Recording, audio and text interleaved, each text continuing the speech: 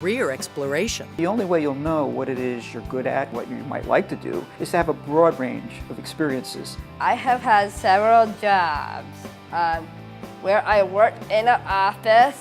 And if they only go through a single work experience, there's no way they'll have that breadth of knowledge to make a good decision about where they want to pursue their education or work opportunities. In school, you want to be involved in whatever school-based activities you can to learn about responsibility and what a job entails. Just as you might also be needing to involve the student in his or her own healthcare, budgeting and finance, all those functional academic type skills that are so important for survival. Writing a resume, we've talked about filling out applications and different math skills in the classroom. We will take menus from our community, learn the key vocabulary, what are appetizers, what are beverages. Then we actually go out to that restaurant and make the purchase. We sit down, we order from that menu. Students have to have the correct amount of money, make sure they have the correct amount of change that they get back. How much of a tip do you leave? We've actually got a really great program here for high school high tech. It's a program for students with either learning differences or physical disabilities, and it's an opportunity for them to get interested in careers in technology, science, mathematics or engineering type fields. I want to be in robotics, and it's just I don't want to do it, and it's so easy. And how you build a small vacs, a small robot. We raise the bar and we challenge the kids at what they're capable of doing. And by that, usually you're going to see that they shine. It's really important for students to not just have some basic academic skills related to reading, writing, and math, which of course are important in the workplace, but also to have the kind of work soft skills that lead, we know, to high correlations to wages and job success. And those typically are aligned with the social skills that people would expect in the workplace. Things like appearances and greetings and hygiene. There are lots of stories of students succeeding because their coworkers have taken a liking to them, treat them as a peer, and support their efforts in whatever it is they do. Not so much because they want to be helpful, but because this is a friend, this is a coworker, and we've connected and we're part of a team together. And to achieve that, you have to learn the expectations and rituals and customs that are expected of you in the workplace. Giving them hands-on opportunities so they can try out those social skills, those behavioral skills. Offering them opportunities to work as part of a group, as part of a team, because that's really crucial in today's world of work. We work on a lot of social skills as far as interview techniques. What's a good handshake? What is the appropriate way to tell somebody they're in your way?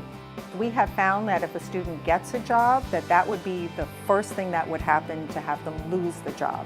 That they say something that they shouldn't have said, that they misread a social cue, that they don't understand the culture of a work environment, that they don't understand how to work as a member of a team, how to work with a coworker.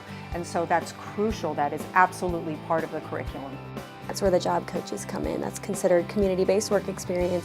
And anything from job shadowing for one day to volunteering and then paid employment is the ultimate goal, and all of that is considered community-based work experience. So the idea is just giving students as many opportunities to participate in community-based work experience before they graduate. The curriculum is basically life skills and work maturity skills. The students spend about an hour of their day in the classroom, and then they go off either to a vocational program at Withlacoochee Technical, or they go out to a community-based instruction site like Publix, the hospital, or a skilled nursing facility. We have had 80 students going through our Project Search program. 53 of them have gotten hired within Health First and outside of Health First. Working in the hospital is a great experience because I will learn all my different diets. We are very fortunate that we have this program that allows us to work with our students for 9 or 10 months.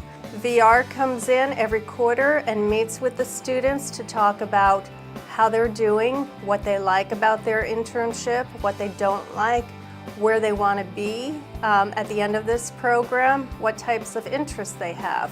We teach them who they can ask for help, how to rely on their natural supports. We have the job coaches that come in and work with them hand on hand until they learn the tasks that are needed. I work one-on-one with them until they're comfortable enough and feel okay. Then I try to pair them up with a Publix employee that I know will work with them, and that moves back a little bit the support, that they're just there in case they need them. OJT, which we began last year, is opening a lot of doors for us. We've been able to meet a lot more employers. They've been able to meet our individuals and find out that, we have some very talented people that just want to work. They want to be given that chance. And OJT opens that door for them because while they are providing the training, it gives them, anywhere from 3 to 6 months to find out, is this somebody that I could potentially hire? We take the evaluations from the employers and we look at the different areas such as like dependability, promptness, this type things, and we discuss those with them. And it's, whatever areas they're weak in, those are the ones we work with them on, the specific areas. And then I make on-site visits with the employer.